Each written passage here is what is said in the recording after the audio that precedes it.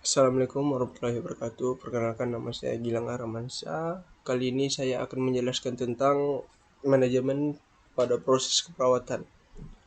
Manajemen pada proses keperawatan menurut Gili didefinisikan sebagai suatu proses dalam menyelesaikan pekerjaan melalui orang lain, sedangkan manajemen keperawatan adalah suatu proses bekerja melalui anggota staf keperawatan untuk memberikan asuhan keperawatan secara profesional. Diagnosis merupakan tahap pengambilan keputusan dengan menganalisis data yang telah dikumpulkan. Keputusan yang diambil dapat berupa rumusan diagnosis keperawatan, yaitu respon biopsikososiospiritual terhadap masalah kesehatan aktual maupun potensial. Evaluasi. Evaluasi adalah kelima langkah dalam proses keperawatan. Kelima langkah dalam proses keperawatan ini dilakukan terus-menerus oleh perawat melalui metode penugasan yang telah ditetapkan oleh para manajer keperawatan sebelumnya.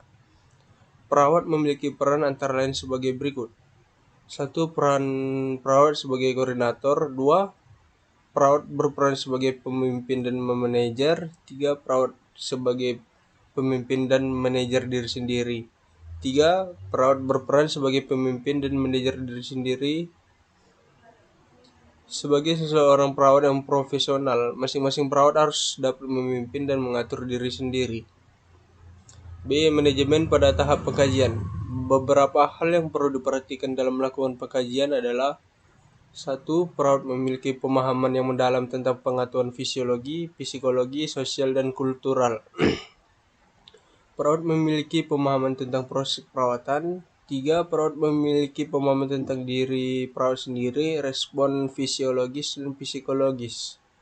4. Perawat harus menerima pasien apa adanya. C. Manajemen pada tahap diagnosis. Diagnosis keperawatan merupakan suatu keputusan profesional dari perawat yang menggambarkan kondisi pasiennya.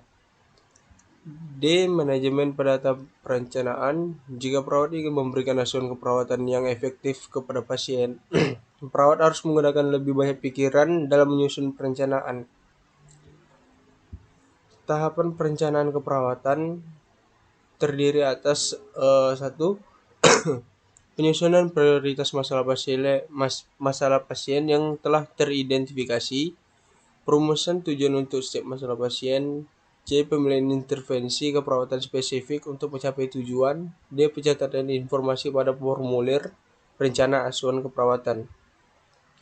2. Tujuan penulisan rencana asuhan keperawatan. Perencana asuhan keperawatan memperlihatkan apakah perawat betul-betul membantu pasien dan bagaimana membantu pasien dan keluarga untuk mencapai tujuan.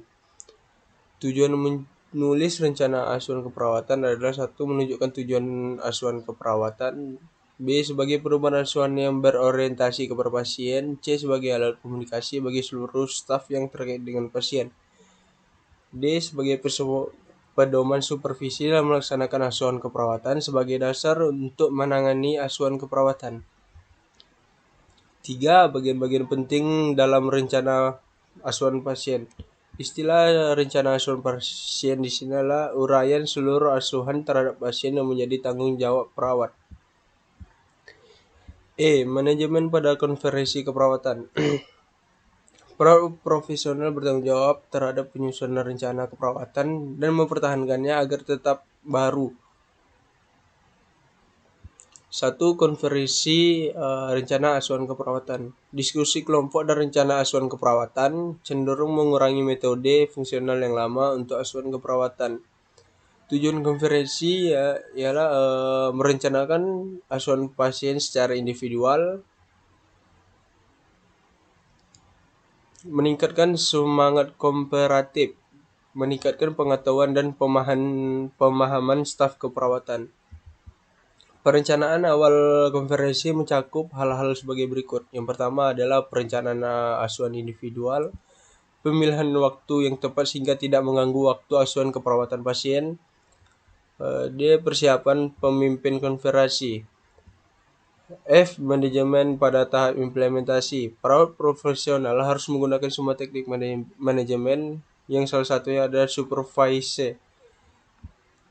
G. Manajemen pada tahap evaluasi. Evaluasi adalah tahap akhir dalam rangkaian pemecahan masalah yang merupakan bagian dari tanggung jawab perawat profesional. Baiklah, ya, hanya itu saja yang bisa saya sampaikan. Lebih dan kurang mohon maaf. Assalamualaikum warahmatullahi wabarakatuh.